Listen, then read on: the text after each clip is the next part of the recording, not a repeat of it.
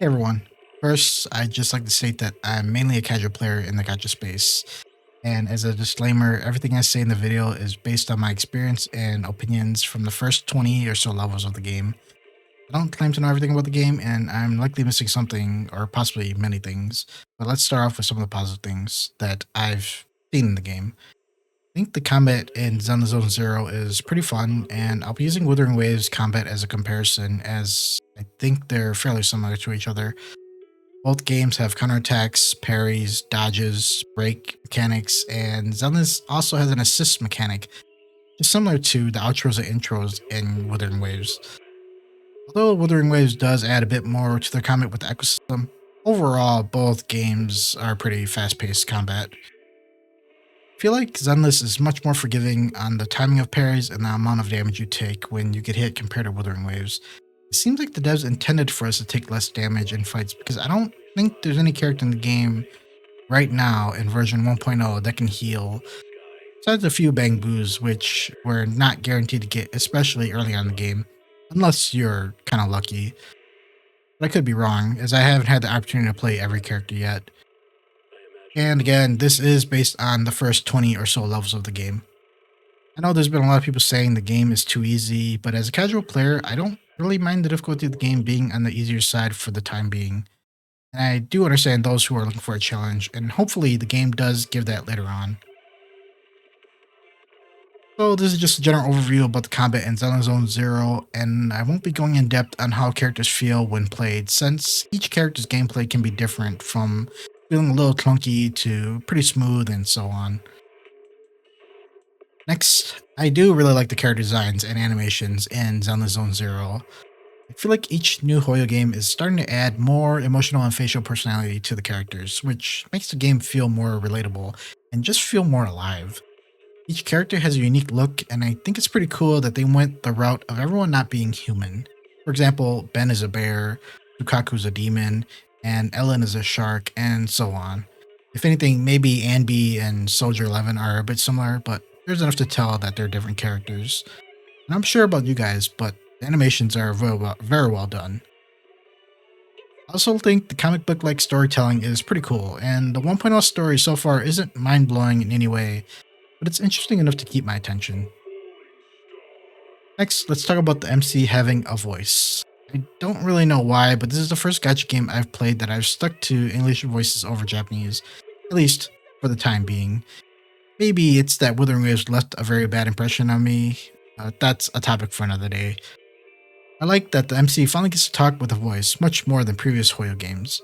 I understand you get to pick the MC's response, dialogue, and maybe it's meant to represent you, the player, as the MC talking. But it just never made sense to me that the MC barely had a voice, especially when other characters are talking with voices. Another thing to note is the skip button. I've never personally used a skip button as of yet in Zenless Zone Zero, but thumbs up to the dev team for having a skip button available for some of the story and some of the quests. Hopefully they'll expand that to skip all cutscenes and other quests. Now let's talk about the negatives of the game. The first negative I have of the game was being overwhelmed by the UI. As I continued playing, more and more tabs appeared on my main menu, which then had their own tabs and so on.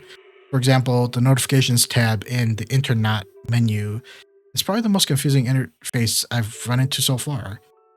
I personally don't need to and don't care to at looking at trending news in the game, like how to take care of your hair, or if someone is going to jail, or what foods to take into a hollow.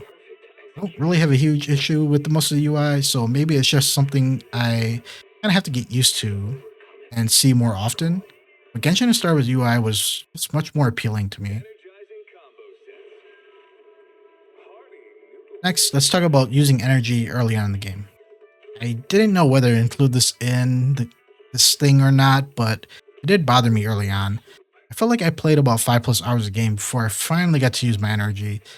I did read and listen to most of the dialogue and stories, so it did take me a bit longer compared to someone that would just skip through everything. This is really just a personal gripe of mine that will only ever be at the beginning of the game. Alright, let's get to the meat of the topic here. The most important negative thing I'd like to talk about is the TV mode. I like to compare the TV mode to a minigame or event that you'd play in other Hoyo games like Star Rail or Genshin. But the TV mode of the game is most of the game, besides story dialogue. I feel like the TV mode ruins the pace of the game. And you heard that right.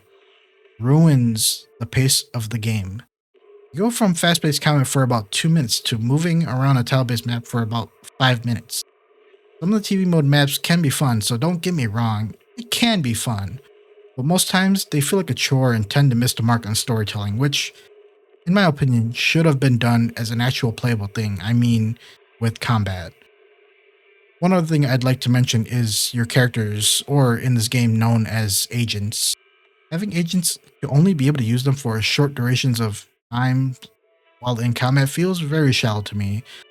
I can't run around the overworld with my agents, even though they technically exist in the in-game world. I can't see how my agents fully look without going into combat situations. Am I pulling agents to only use them for that? Like 2 minute battles, 5 minute battles? That's a big question to ask if you're spending money in the game.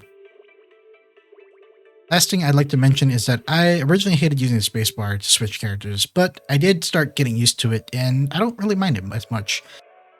Although it'd still be nice if they allowed us to swap characters using number keys like Genshin HSR Wuthering Waves does. To conclude, I know I probably missed a lot of things about the game. Those are just a few things that I could think of on the spot. Overall, I'm going to continue playing the game as a casual player, as that's probably what's best for this game. Thanks for watching, and I'll see you guys all in the next video. See ya.